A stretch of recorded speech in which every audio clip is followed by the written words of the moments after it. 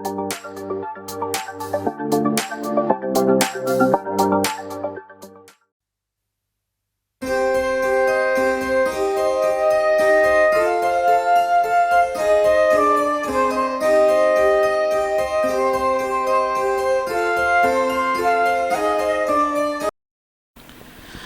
Lord. पुन्हा एकदा सर्वांचं मनपूर्वक स्वागत. Shiloh Pentecostal church Solapur official या यूट्यूब चॅनलमध्ये आपण या चॅनलला लाईक करूयात, सबस्क्राईब करूयात आणि अधिकाधिक लोकांपर्यंत हे चॅनल आपण शेअर करूयात, जेणेकरून परमेश्वराचं अद्भुत वचन आणि त्या वचनाच्याद्वारे मिळणारे आशीर्वाद अनेक लोकांच्या जीवनामध्ये त्या ठिकाणामध्ये मोकळे होतील. त्याचप्रमाणे आपण फेसबुक पेज देखील सुरू केलेलं आहे. शिलोह पेंटिकॉस्टल चर्च सोलापूर या नावाने आपलं फेसबुक पेज देखील आहे. त्या फेसबुक पेजला देखील आपण लाईक करूयात, सबस्क्राईब करूयात आणि अधिक लोकांपर्यंत ते देखील आपण शेअर करूयात, जेणेकरून होणारं सर्व वचन, त्याचप्रमाणे घडणाऱ्या सर्व चर्चमध्ये असलेल्या घटना त्या ठिकाणामध्ये आपल्याला बघायला मिळतील. जर कोणाला या ठिकाणामध्ये यायचं असेल, जर काही अधिक माहिती हवी असेल, जर प्रार्थना विनंती द्यायची असतील, तर या ठिकाणामध्ये मी तुम्हाला 4 नंबर सांगत आहे. त्यातला पहिला नंबर आहे 9860274141. दुसरा नंबर आहे 9850144151. तिसरा नंबर आहे 9730319999 आणि चौथा नंबर आहे 9922882179. हे 4 नंबर शिलोह पेंटिकॉस्टल चर्च सोलापूरचे अधिकृत नंबर आहे. या नंबरवर तुम्ही संपर्क साधू शकता. आणि ही वेळ आहे परमेश्वराच्या वचनाची. आपल्यामध्ये त्रिभुवन पास्टर आहे, ते वचन घेऊन येत असताना आपण जोरदार टाळ्याने त्यांचं स्वागत करूयात. The Lord.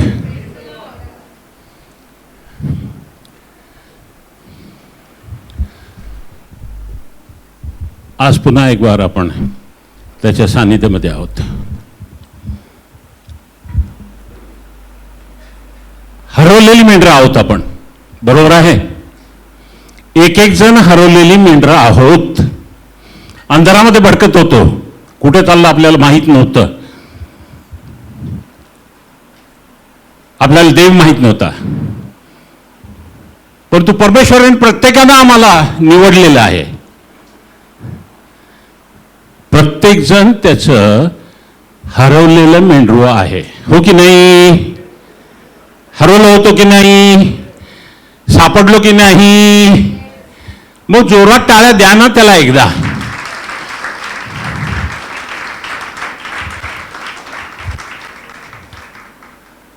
एखादं लेकरू जर हरवलं तर आई काय करते? त्या लेकराला घेते आणि कुठं बसवते? कुठं बसवते?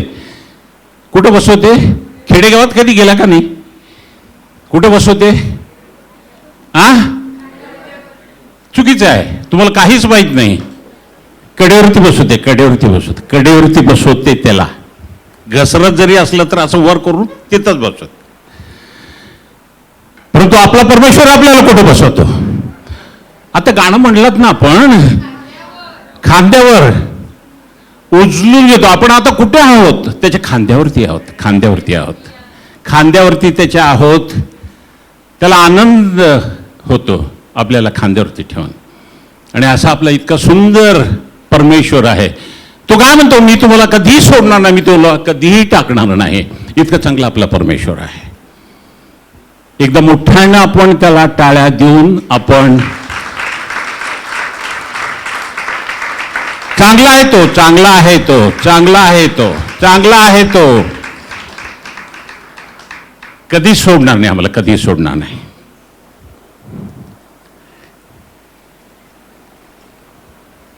आणि म्हणून आजच्या ह्या वचनाला सुरू करण्याआधी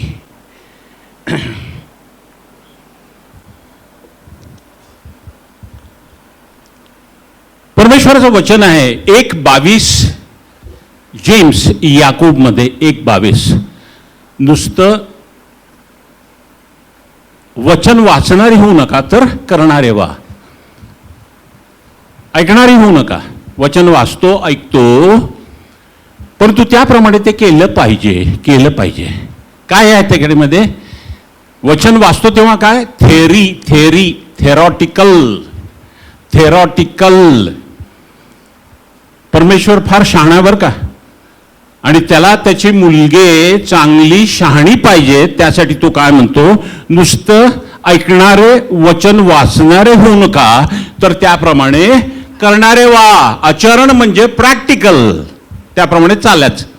त्याप्रमाणे चालायचं, त्याप्रमाणे करायचं. आशीर्वाद कशामध्ये लपलेला आहे? वचन वाचण्यामध्ये नाही, वचन पाळण्यामध्ये. वचन पाळण्यामध्ये. संपूर्ण ख्रिस्ती जीवन कशावरती अवलंबून आहे? वचन पाळण्यामध्ये. आणि त्याप्रमाणे आपण आज अनेक वेळा तुम्ही हे वाचलं असेल, अनेक वेळा वाचलं असेल, अनेक वेळा वाचलं असेल, परंतु आज पुन्हा एक वार आपण तेच वाचणार आहोत. आणि त्याच्यामध्ये तुम्हाला सर्व काही परमेश्वर तुम्हाला मार्गदर्शन करणार आहे आणि तुम्हाला दाखवणार आहे ते काय म्हणून. आज आपण थोडा वेळ पेरणाऱ्याचा दाखला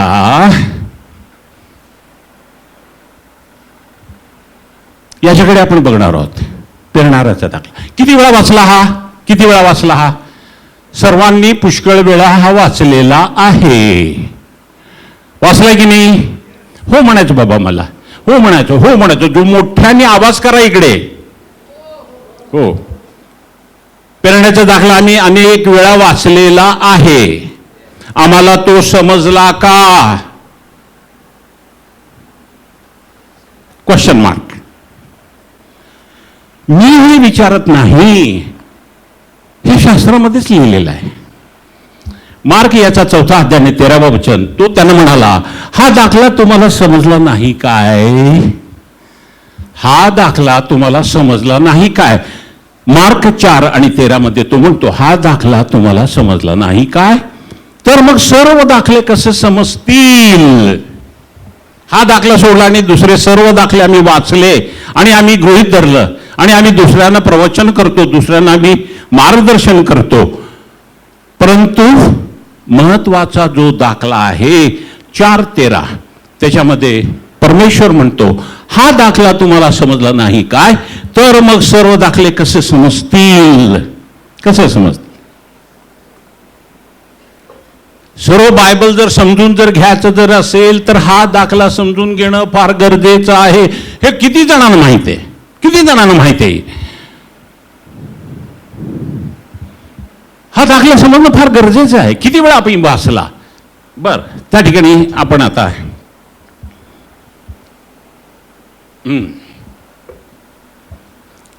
ह्या दाखल्यामध्ये काही वाटेवरती पडले. काय पडले वाटेवरती? बिया. खडकाळात, काही काटेरी झुडपामध्ये आणि काही चांगल्या जमिनीमध्ये. 4 ग्रेडेशन्स आहेत, 4 त्या ठिकाणी विभाग आहेत. एक वाटेवरती, एक खडकाळ जमिनीत, एक काटेऱ्या जमिनीत किंवा झुडपांमध्ये आणि एक चांगल्या जमिनीमध्ये. आपण वाटेवरच्या ज्या पडलेल्या बिया किंवा खडकाळात पडलेल्या ज्या बिया आहेत किंवा काटेरी झुडपांमध्ये जे पडलेले जे बिया आहेत त्या संबंधाने आज आपण विचार करणार नाही. चांगल्या जमिनीत जे पेरलेल्या बिया आहेत त्या संबंधी, कारण आपल्याला पुष्कळ महिने जातील. मी सांगतो तुम्हाला, फक्त आपण थोड्या वेळा आपण विचार करूया. चांगल्या जमिनीत जे पेरलेले जे आहेत ते 30% कोणाला पीक मिळालं, 60% कोणाला मिळालं, 100% कोणाला मिळालं. हे 3 ग्रेडेशन आहेत. 3 ग्रेडेशन आहेत. बर, उत्पत्ती 8:22 मध्ये जोपर्यंत पृथ्वी राहील तोपर्यंत पेरणी व कापणी असं दिलेलं आहे. काय सांगितलेलं त्या ठिकाणी?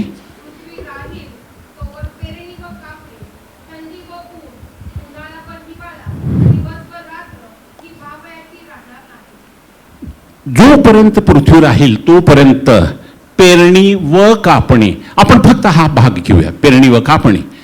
परंतु KJV मध्ये, इंग्रजीमध्ये, किंग जेम्स वर्जन मध्ये किंवा दुसऱ्या ट्रान्सलेशन मध्ये जे काही दिलेले आहे त्याच्यामध्ये त्या ठिकाणी पेरणी व कापणी हे मराठीमध्ये आहे, परंतु त्या ठिकाणी इंग्रजीमध्ये जे दिलेलं आहे ते सीड टाइम अँड हार्वेस्ट दिलेलं आहे. काय त्या ठिकाणी?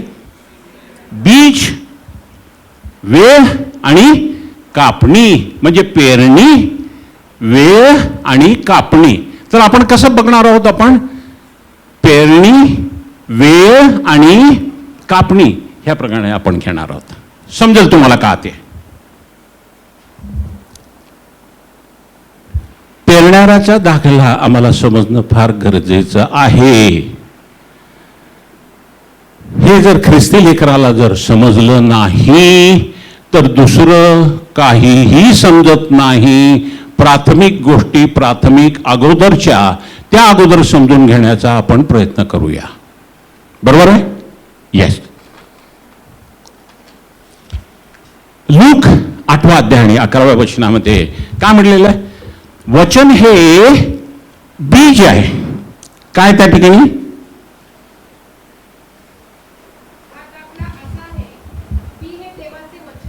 बी हे देवाचं वचन आहे. हे समजून घ्या. आता पेरणीकरांचा आपण पेरणी करणाऱ्याचा आपण दृष्टांत आपण वाचतो आणि त्यामध्ये बी काय हे आम्हाला माहीत असलं पाहिजे. बी काय आहे? पेरणी करणारा जर जो आहे त्याकडे ते बीज असलं पाहिजे ना. तर ते बीज काय आहे त्या ठिकाणी? देवाचं वचन. देवाचं वचन. आणि 1 पेत्र 1:23 मध्ये काय लिहिलेलं आहे? वचन हे अविनाशी बीज आहे. कोण म्हणते? पेत्र. पेत्र कोण होता? पेत्र शिष्य होता. कोण होता? शिकला होता का? बायबलमध्ये दिलेलं आहे शिकलेलं नाही. शाळा पण तो गेलेला नाही. शाळेला पण तो गेलेला नाहीये. काय केलं त्यांनी? 3 वेळा येशू ख्रिस्ताला नाकारलं. असा हा पेत्र जो शाळा शिकलेला नाही तो आम्हाला आज काय शिकवतो? बीज हे अविनाशी बीज आहे. हे जे बीज तुम्ही पेरणार आहात ते अविनाशी बीज आहे. म्हणजे अविनाशी बीज जर त्या ठिकाणी जमिनीमध्ये पेरलं तर त्या ठिकाणी काय होणार आहे? त्याचा नाश होणार नाही, पण त्याच्यापासून आम्हाला फळ किती % मिळणार आहे? फळ किती % मिळणार आहे? 100%. कारण बीज नंबर 1 बीज आहे. अविनाशी बीज.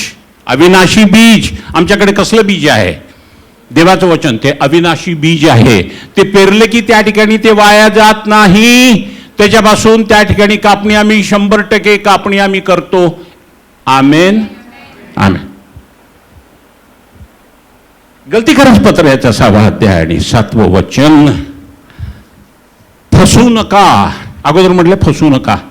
बघा पौल गलतीकरास पत्र याच्यामध्ये हे वचन कशाने सुरू करतो? फसू नका. म्हणजे आम्ही फसतो. का सांगितलेलं आहे? हे करू नको रे, तेच तो करतो. तिकडे जाऊ नको रे, तिकडे तो जातो. फसू नका, फसतो. म्हणून त्या ठिकाणी आम्हाला लिहिलेलं आहे फसू नका. मनुष्य जे काही पेरतो तेच पीक त्याला मिळते.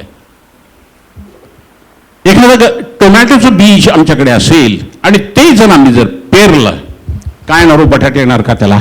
कारली येणार का? टोमॅटोच येणार. आमची नजर नेहमी त्या फळाकडे असेल. लाल कधी दिसतं आम्हाला? बरोबर आहे, टोमॅटो लाल असतात.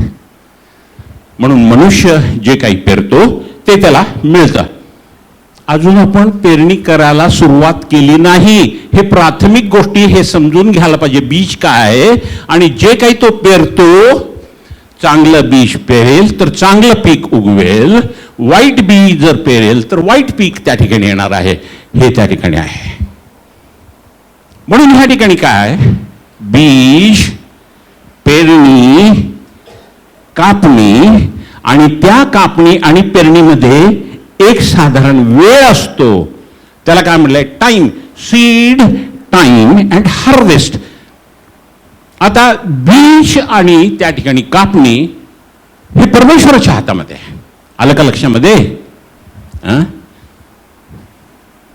बीज हे परमेश्वराचं बीज आहे, परंतु ते बीज घेऊन आम्ही पेरतो. पेरणी पेरतो. त्या ठिकाणी तो पाणी घालतो, तो खत घालतो, परंतु पीक कोण देतो? देव देतो. देव देतो. म्हणून त्या ठिकाणी बीज आणि त्या ठिकाणी काय आहे? कापणी जी आहे ती परमेश्वराच्या हातामध्ये आहे. परमेश्वराच्या हातामध्ये. परंतु मधला जो वेळ आहे पेरणी आणि कापणीमध्ये जो वेळ आहे तो आमच्या हातामध्ये आहे. आणि सर्व कापणी जी आम्ही करणार आहोत ती कशावरती अवलंबून आहे? ती मधल्या वेळेवरती आहे. ती मधल्या वेळेवरती आहे. मग ते 4-20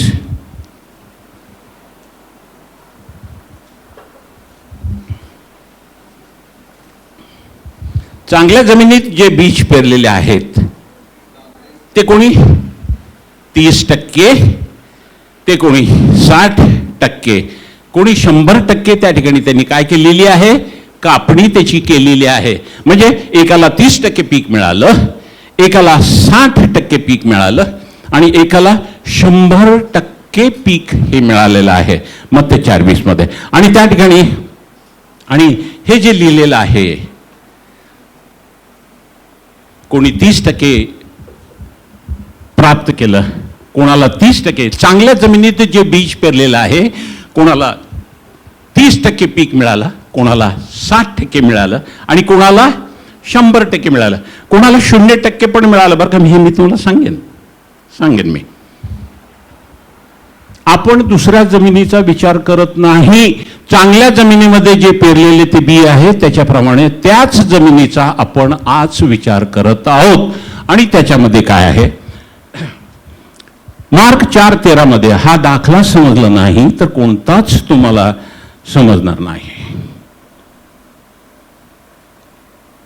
चांगले बीज चांगल्या जमिनीत पेरले, बीज चांगला आहे, अविनाशी बीज आहे, जमीन चांगली आहे, त्यामध्ये आपण ते चांगलं बीज जे 100% आपल्याला पीक देणारं ते आपण पेरतो, तर आपल्याला पीक किती येईल, किती पीक येईल, 100%. बरोबर.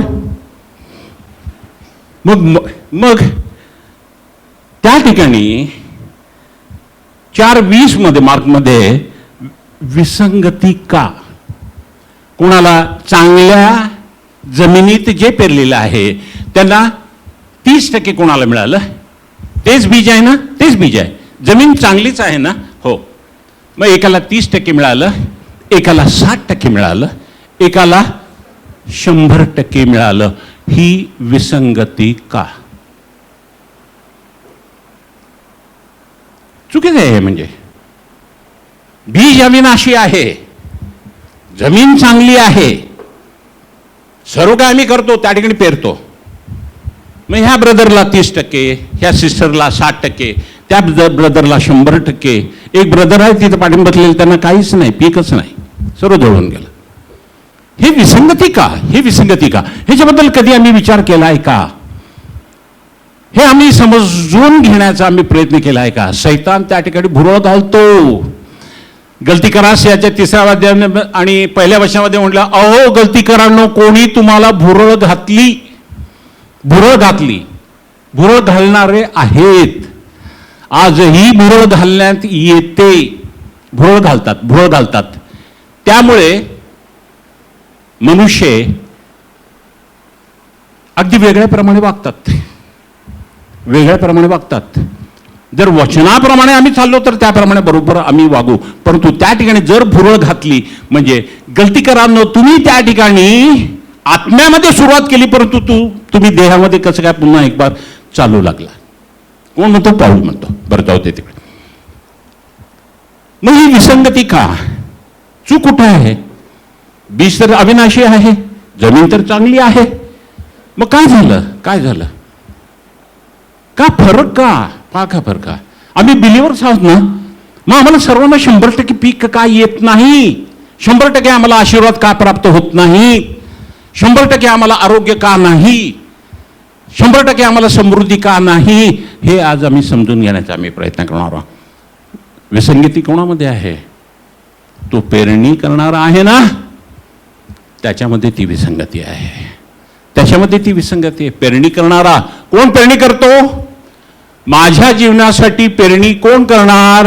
माझ्या फॅमिलीसाठी पेरणी कोण करणार? माझ्या चर्चसाठी पेरणी कोण करणार? मी करणार. मी स्वतः करणार. मग मी ती चांगली पेरणी करतो. पण मला प्रत्येक वर्षी मला 30%, कुठे 60%, कधी आजपर्यंत मला 100% मिळालं नाही हो. 100% मला पीकच मिळत नाही. काय करणं आहे हे समजूया.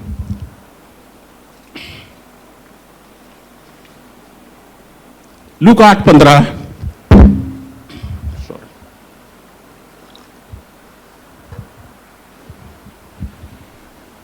चांगल्या जमिनीत पेरलेले कशाने फळ देतात? धीराने फळ देतात बरं का. चांगल्या जमिनीत जे पेरलेले जे बीज आहेत ना, जो शेतकरी, जो पेरणी करणारा चांगल्या जमिनीमध्ये जे पेरतो तो कशाने फळ प्राप्त करून घेतो? धीराने. धीराने. हे आपण शिकलो का? धीर. धीर आपण शिकलो का? बोला ना. धीराने. आपण धीराबद्दल शिकलो. फार महत्वाचा आहे तो धीर. ज्या वेळेला आमची विश्वासाची परीक्षा होते तेव्हा काय उत्पन्न होतो? धीर उत्पन्न होतो. धीराला आपलं काम पूर्ण करू द्या. शेवटपर्यंत येशू ख्रिस्त येणार आहे तोपर्यंत हे धीर विसरू नका. फार महत्वाचं आहे. मी जसं मी तुम्हाला सांगेन ना तसं या धीराचं महत्व येईल. आता जे कोणी चांगल्या जमिनीत पेरतात ते कशाने पेरतात? ते विश्वासाने पेरतात, परंतु धीराने ते फळ प्राप्त करून. धीराने फळ प्राप्त. गडबड करायची नाही. फोडणी माहिती आहे ना? ते तेल उडतं बरं का. तेल उडतं. धीर पाहिजे. धीर. बी जर पेरलं तर प्रत्येक सकाळी जायचं, संध्याकाळी जायचं, खुरपं घ्यायचं, खुरपत बसायचं, काढायचं. त्या ठिकाणी बीज फुटलंय बरं का. आता छान फुटलंय. आता त्याला पान येतं आणि घाला. दुसऱ्या दिवशी ते जळून गेलं. असं करतो का? असं नाही करत. त्या ठिकाणी धीरानं. धीरानं. धीरानं. धीरानं. आता ह्या ठिकाणी आपण पाहूया एक उदाहरण. आपण पाहूया आणि ते उदाहरण म्हणजे लूक 1:13. आणि 2 मिनिटं जरा 2 मिनिटं. हे कोणाबद्दल दिले? हे एक जखर्या हा एक याजक आहे आणि तो वयस्कर याजक आहे. आणि त्याची वेळ आता मंदिरामध्ये धूप जाळण्याची त्याचा टर्न आलेला आहे. आता त्याचं काम आहे त्या ठिकाणी धूप जाळण्याचं. त्याची एक बायको आहे, चांगली बायको आहे, नीतिमान बायको आहे. तिचं नाव आहे अलिशिबा. अलिशिबा. आणि ह्या ठिकाणी तो नेहमी प्रार्थना करतो. काय प्रार्थना करतो हे आपल्याला माहित नाही, परंतु आता परमेश्वरासमोर असणारा देवदूत जो आहे गॅब्रियल तो येतो आणि तो काय म्हणतो? तो जखर्या देवळामध्ये धूप जाळत असता त्या ठिकाणी गॅब्रियल त्याच्या बाजूला येऊन उभारलेला आहे. आणि 13व्या वचनामध्ये तो म्हणतो, जखर्या भिवू नकोस, कारण तुझी विनंती ऐकण्यात आली आहे. तुझी पत्नी अलिशिबा हिच्यापासून तुला मुलगा होईल आणि तू त्याचे नाव योहान ठेव. तू त्याचे नाव योहान ठेव. आता ही चांगली बातमी आहे. याजकाला मिळालेली आहे.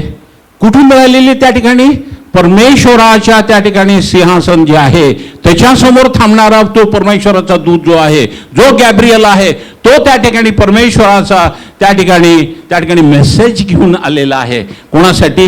याजकासाठी. बघा, परमेश्वर तो जखर्या तो याजक आहे, त्याची किती काळजी घेतो. त्याची प्रार्थना ऐकली म्हणे. काय तुझी प्रार्थना होती रे? तर तुझी विनंती ऐकण्यात आली आहे. तुझी पत्नी अलिशिबा पासून तुला मुलगा होईल, त्याचे नाव योहान ठेव. हे कशासाठी? येशू ख्रिस्त येणार आहे. आता 6 महिन्यानंतर येशू ख्रिस्त येणार आहे आणि त्याचा मार्ग तयार करण्यासाठी परमेश्वरांनी योहानाला त्या ठिकाणी पाठवलेला आहे. आणि अजून तो येणार आहे. त्याची येण्याची प्रक्रिया त्या ठिकाणी सुरू आहे. आणि ती कोणाद्वारे? ती जखर्याद्वारे आणि अलिशिबा द्वारे ही होत आहे. त्यासाठी त्यांना दोघांना निवडलेलं आहे. कोण आहे ते? देवाचा याजक. नीतिमान आहे, मंदिरात काम करतो, याजक धूप जाळतो. आणि त्या ठिकाणी त्याची पत्नी ही अलिशिबा आहे आणि ती पण अत्यंत थोर आहे. आणि ह्या ठिकाणी तो का म्हणतो? तेव्हा 18वं वचन, तेव्हा जखर्या देवदूताला म्हणाला, हे मी कशावरून समजू? कारण मी म्हातारा आहे व माझी पत्नीही वयातीत आहे. देवदूताने त्याला उत्तर दिले, मी देवासमोर उभा राहणारा गॅब्रियल आहे आणि तुझ्याबरोबर बोलण्यास व ही सुवार्ता तुला कळवण्यास मला पाठवण्यात आले आहे. 20 वचन, पहा हे घडेल त्या दिवसापर्यंत तू मुका राहशील, तुला बोलता येणार नाही, कारण यथाखाली पूर्ण होतील अशा माझ्या वचनावरती तू विश्वास ठेवला नाहीस. कोण करतं हे? कोणी केलं हे? साधारण मनुष्य आहे का तो? नाही. वयस्कर आहे, चर्चचा पास्टर आहे, याजक आहे, त्याला वचनं माहिती आहेत आणि तो त्या ठिकाणी डायरेक्ट त्या ठिकाणी मेसेज आलेला आहे. कुठून आलेला आहे? देवाकडनं मेसेज आलाय की तू काय कर, हे मान्य कर, तू केलेली प्रार्थना तुझी मी ऐकली आणि त्याप्रमाणे मी तुला आशीर्वाद दिलेला आहे. होय, म्हणून त्या ठिकाणी तो स्वीकारायचं. ते स्वीकार केलेलं नाही त्यांनी. बी चांगला आहे, देवाचं वचन आहे आणि त्या ठिकाणी कापणी आपण करणार आहोत. परंतु ती कापणी देतो, आशीर्वाद देतो, परंतु त्या वेळेमध्ये आपण काय करतो? हे तोंड त्याचं उघडलं. ही देवाची जी दैवी योजना होती त्याच्या विरोधामध्ये तो गेला आणि तो म्हणाला, हे मी कशावरून समजू? अरे कशावरून म्हणजे काय? गॅब्रिएल तो देवदूत आहे, त्यांनी सांगितलं मी देवासमोर उभा राहणारा गॅब्रिएल आहे, साधारण नाही, इकडे तिकडे फिरणारा नाही मी. हे घडेल त्या दिवसापर्यंत तू मुका होशील, कारण तू माझ्या वचनावरती विश्वास ठेवला नाही. काय झालं? त्याने तोंडातून तू बोलला. बर, आणि त्यामुळे काय झालं? तो देवाने कोणाला मुकं केलं? बाळकाला. अरे मग मी त्या ठिकाणी अजून 1 महिनाभर मी त्यांना कसं शिकवणार? मी सर्वांना काही बोलू नकोस, तू जे मी सांगतो ते बोलत नाहीस, भलतंच बोलतोस, तोंड तुझं मी बंद करून टाकतो. आता तोंड तुझं मी बंद करून टाकतो. कोणाचं तोंड बंद केलेलं आहे? याजकाचं तोंड बंद केलेलं आहे. कारण याजकाला माहित नाही की योग्य रीतीने काय बोलावं आणि काय बोलू नये, हे त्याला माहित नाही. नीतिसूत्र 18 आणि 21 वचन.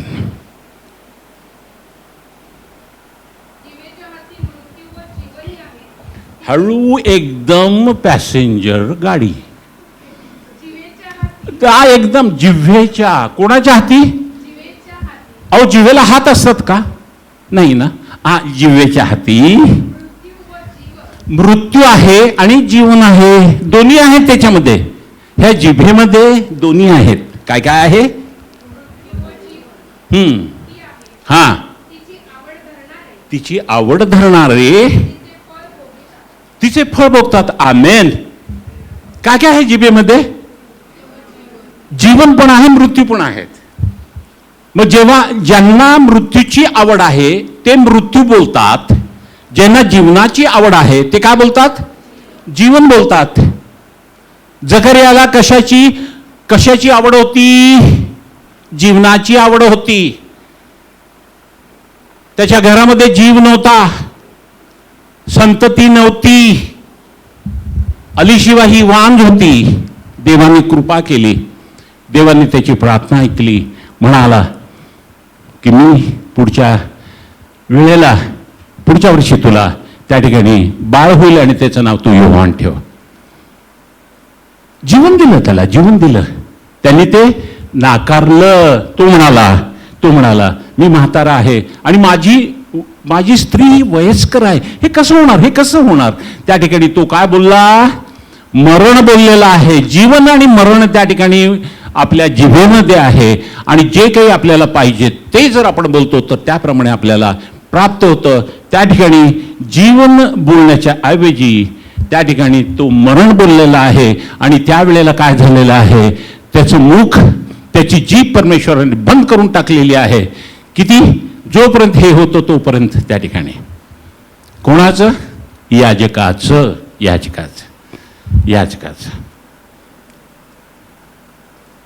फार महत्वाचं आहे. जी जीभ आपली आहे त्या ठिकाणी काहीही बोलायचं नाही. गाढवच आहे तोच. आणि त्यानंतर रिझल्ट आल्यानंतर तो त्या ठिकाणी प्रत्येक किती 5 विषयांमध्ये त्याला अंडरलाईन लाल रेगा आहेत, त्या ठिकाणी तो फेल झालेला आहे. कशामुळे झालं? परमेश्वराचा लेकरू आहे, त्याच्या प्रतिरूपाचा बनवलेला आहे, परमेश्वराचा आदर करतं ते, आणि त्या परमेश्वराचा लेकराचा आम्ही अपमान केला. आम्ही त्याला म्हणालो तू गाढवच आहेस, गाढवच आहे. कोणाची निर्मिती आहे ती? परमेश्वराने ते गाढवासारखं निर्माण केलं, म्हणजे परमेश्वराला पण आम्ही त्याप्रमाणे तसं बोललो आम्ही, आणि त्याप्रमाणे त्या गोष्टी होतात. मरण आम्ही बोलू नाही.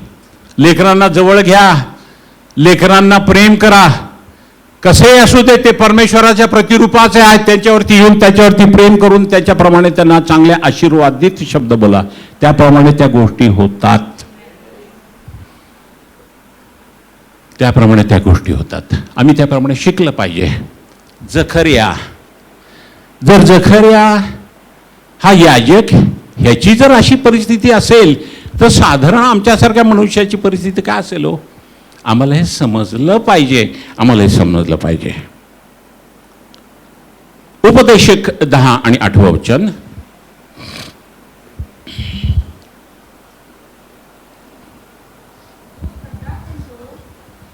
हळू.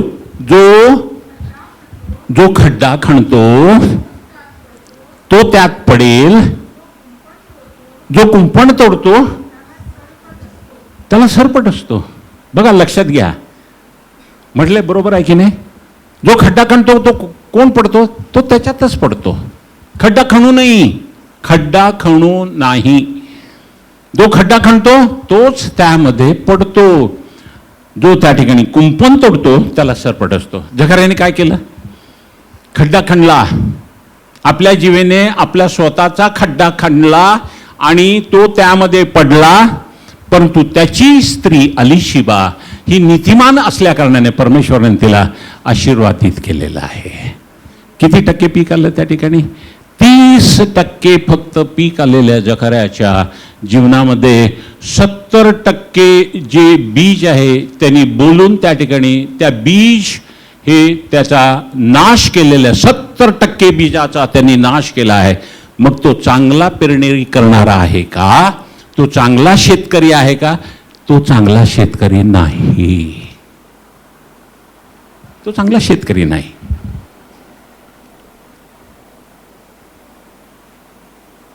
काय केलेलं त्यांनी? परमेश्वराचं वचन जे अविनाशी बीज आहे त्याचा त्यांनी नाश केला. जे त्याला परमेश्वराने ते बीज दिलेलं आहे, ते बीज घ्या, तोंडामध्ये ठेवा आणि त्याप्रमाणे ते बोला, त्याप्रमाणे त्या गोष्टी होतात, त्याप्रमाणे त्या गोष्टी होतात. ते बीज दिलेलं आहे. मग वायफळ त्या बाहेरच्या गोष्टी त्या ठिकाणी आहेत, त्या गोष्टी आम्ही घेऊन तोंडामध्ये घालून त्याप्रमाणे जगासारखं बोलून त्याप्रमाणे आमच्यावरती नाश कशाला उडून घ्यायचा? 70% बीज या ठिकाणी नाश झालेला आहे आणि तो उत्तमातला उत्तम चांगला पेरणी करणारा तो नाही. लूक 1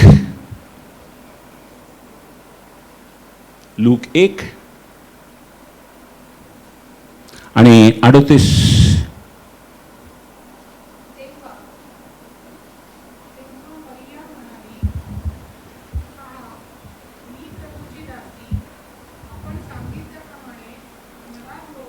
मला हो म्हणाले, मी प्रभूची दासी.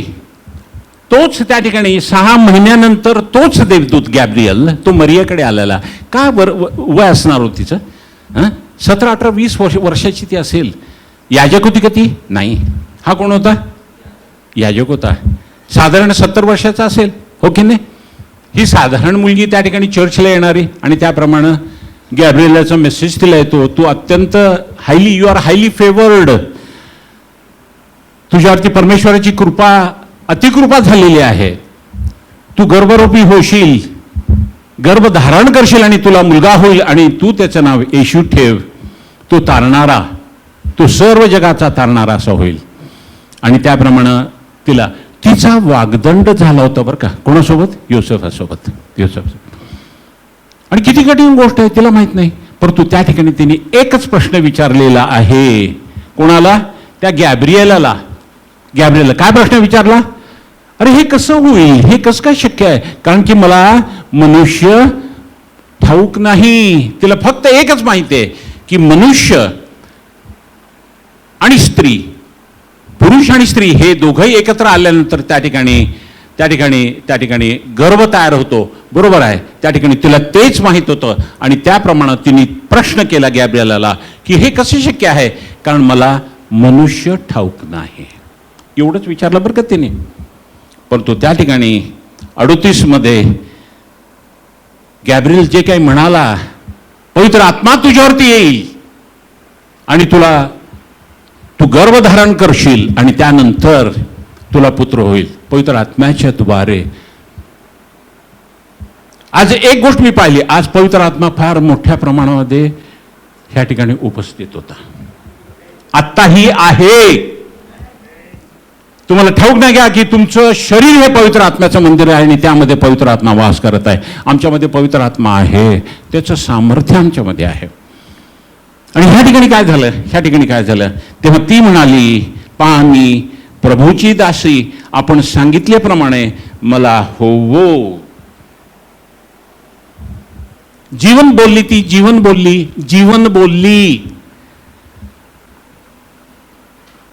बोलली ती.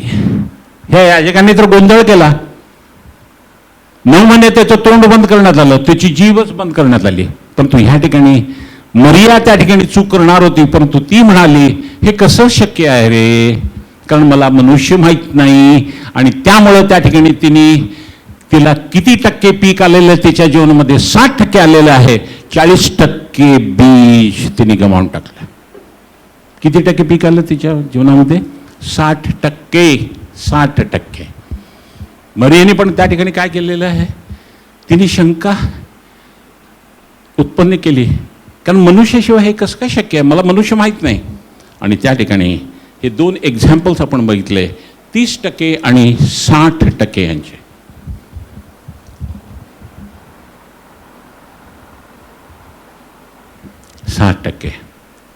योसेफाचं आपल्याला माहित आहे, उत्पत्ती 39 आणि 9 मध्ये एक वचन वाचू.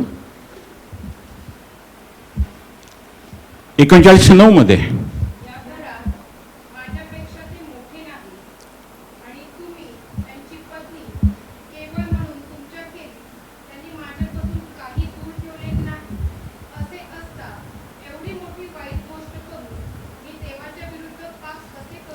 एवढे मोठे वाईट गोष्ट करून मी देवाच्या विरोधामध्ये कसं पाप करू, फक्त एवढंच बोललेला आहे योसेफ. संपूर्ण आयुष्यभर त्यांनी त्या ठिकाणी मिसर देशामध्ये जेव्हा होता त्यावेळी संपूर्ण मिसर देशामध्ये त्यांनी धीर धरलेला आहे. तो काहीही वाईट बोलला नाही. तो फक्त पोटिफरच्या बायकोला म्हणाला की ही वाईट गोष्ट करून मी माझ्या परमेश्वराच्या विरोधामध्ये एवढी वाईट गोष्ट करून पाप करू का, कधी बोलला नाही. आणि त्यासाठी आपण पाहतो की त्याला सर्व गोष्टी प्राप्त झालेल्या आहेत. या ठिकाणी आम्हाला माहिती आहे, उत्पत्ती 41 आणि 40 मध्ये पोटिफर काय म्हणाला, तू माझ्या घराचा अधिकारी हो. 41 वचनामध्ये तो म्हणतो की मी तुला मिसर देशावरती मी तुला नेमतो. 42 वचनामध्ये त्यांनी आपल्या हातातली मुद्रिका काढून त्याच्या हातात घातली. आपल्या गळ्यामध्ये जी सोन्याची त्या ठिकाणी ती चेन होती ती त्यांनी काढली आणि त्या ठिकाणी योसेफाच्या गळ्यामध्ये त्यांनी घातलेली आहे. त्याचं लग्न करून दिलं, त्याला रथ दिला, त्याला रथामध्ये बसवलेलं आहे. एवढं मोठं त्याला प्रमोशन त्या ठिकाणी मिळालेलं आहे, कारण की त्यांनी कधीही चूक केली नाही तोंडाने वाईट बोलून. प्रत्येक वेळेला तो जीवन बोललेला आहे.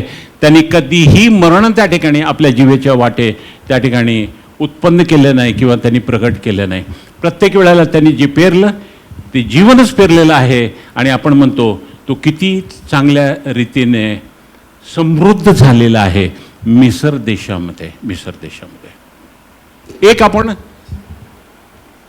2 मिनिटामध्ये 5 मिनिटामध्ये आपण एक ज्या ठिकाणी एक पेरणी करणारा होता, आपलं सर्व पीक जाळून टाकलं, त्याने सर्व पीक जाळून टाकलं.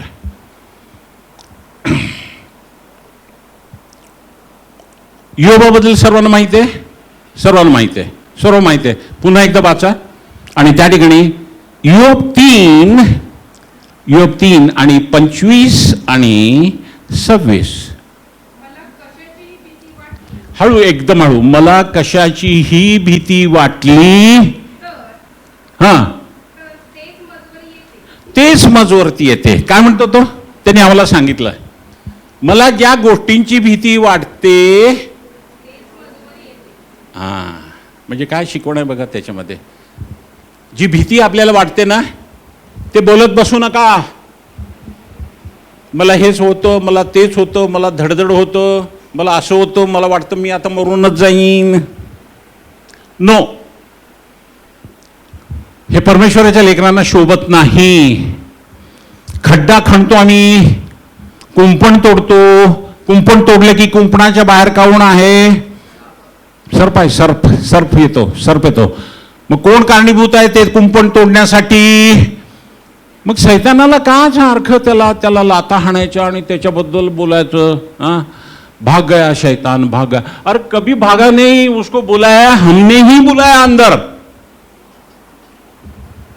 कसा आला तो? तोडला मी, कुंपण तोडलं. काही पण बोललो,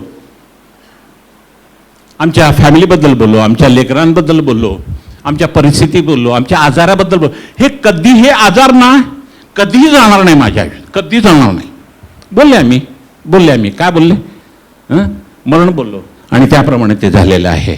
ह्या ठिकाणी काय म्हणतो तो? ज्या गोष्टीची मला भीती वाटत होती, ती गोष्ट मजवर येते.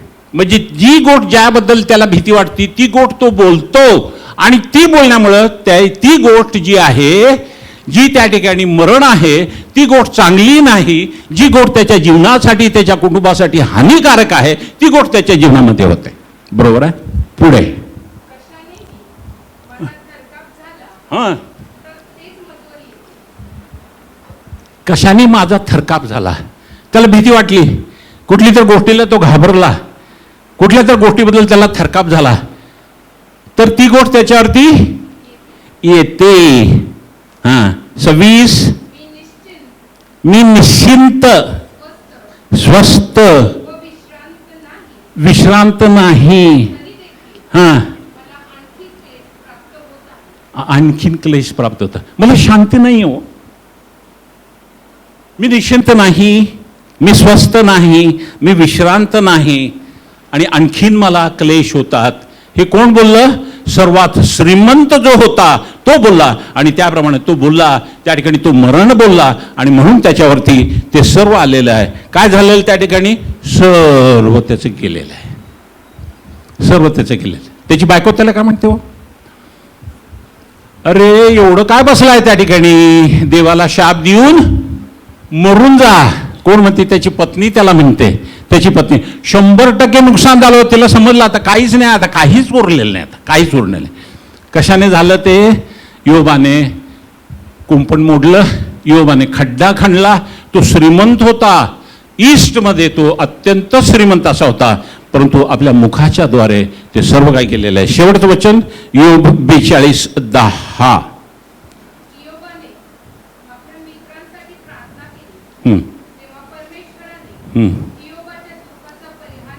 परिहार केला.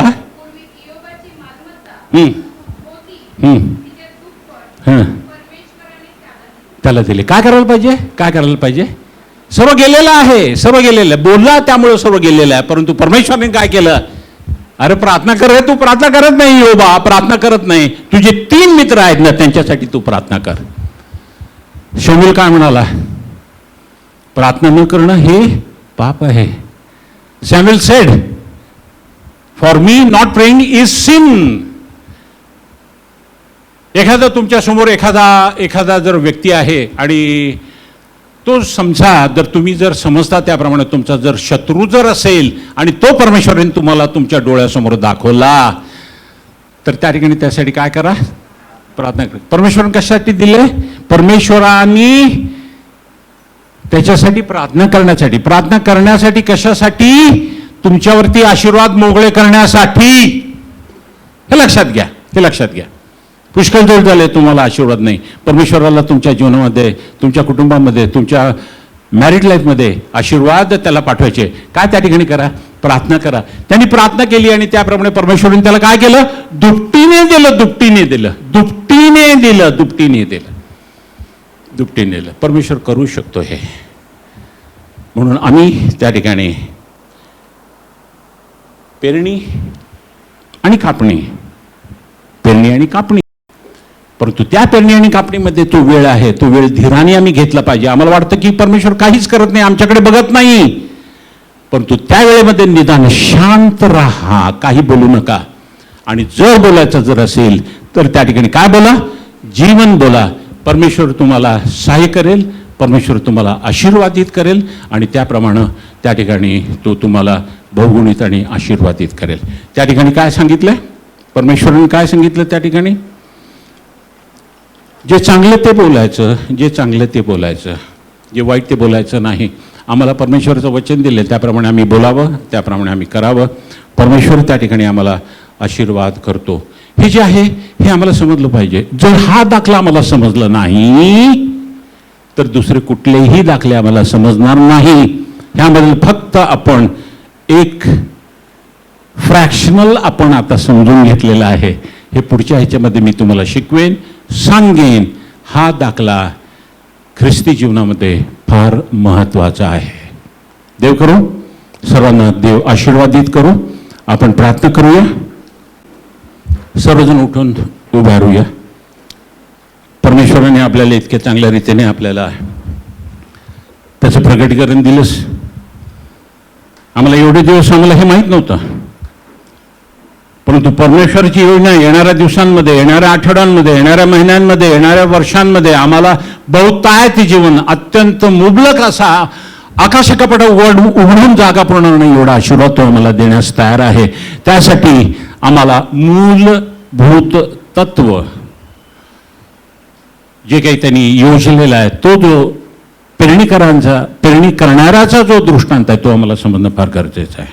आपण प्रार्थना करूया. सेनाधीश परमेश्वरा, आमच्या जिवंत प्रभू परमेश्वरा, आम्ही तुझ्या मनापासून आभार मानतो ह्या सुंदर वेळेला. प्रभू परमेश्वरा, तू आमचा आदर केलास, तू आम्हाला फार सुंदर रीतीने आम्हाला जड अन्न खाऊ घातलंस. तुझी जी इच्छा आहे की आतापर्यंत तुम्ही शिक्षक व्हायला पाहिजे होतं. आतापर्यंत माझी इच्छा आहे की मी तुम्हाला जड अन्न द्यावे, परंतु तुमची तयारी नव्हती आणि त्यामुळे तुम्ही प्रत्येक वेळेला तुम्हाला दुधाची तुम्ही आठवण केली.